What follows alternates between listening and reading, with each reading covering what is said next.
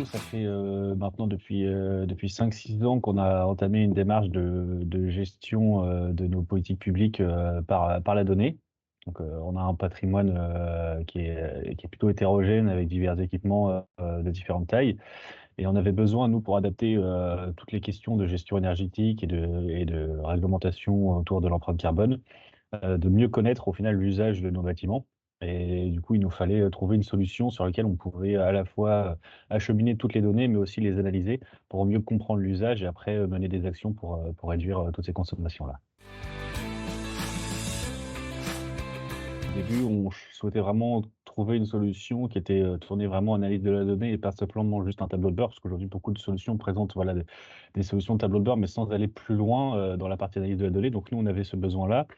Et on avait aussi le besoin de faire communiquer, cette solution-là avec l'outil de GMAO, CarSource, pour demain, au final, s'orienter vers tout ce qui est maintenance conditionnelle et prédictive, toujours dans ce but d'optimiser continuellement, nous, nos opérations de maintenance et on sait très bien qu'une maintenance optimisée, c'est aussi des consommations réduites, sur nos bâtiments. La toute première qu'on a rapidement vue, au final, c'est la partie, pompe de relevage.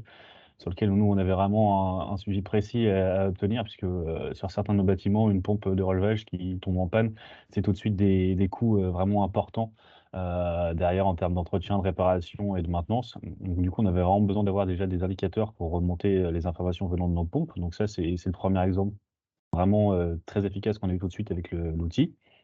Et après derrière, on a tout ce qui tourne autour du décret tertiaire. On avait besoin effectivement de relayer toutes les consommations, sur différents fluides, donc qui est électricité, gaz et eau. Donc là, aujourd'hui, on a déjà au moins la partie électricité et gaz, dans l'outil, BL Prédict pour voilà, répondre déjà aux optimisations du décret tertiaire.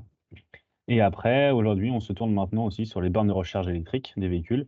Donc là, aujourd'hui, on commence à acheminer, l'ensemble de notre parc sur BLP Rédic aussi pour avoir le suivi et pour aussi derrière réduire ces consommations-là, de la partie, tertiaire de nos bâtiments. Aujourd'hui, en termes de compétences, de disponibilité et de compréhension autour de nos besoins, bah, il y a on a rarement vu des gens qui sont entre guillemets «aussi compétents» et aussi attentifs à ça, quoi.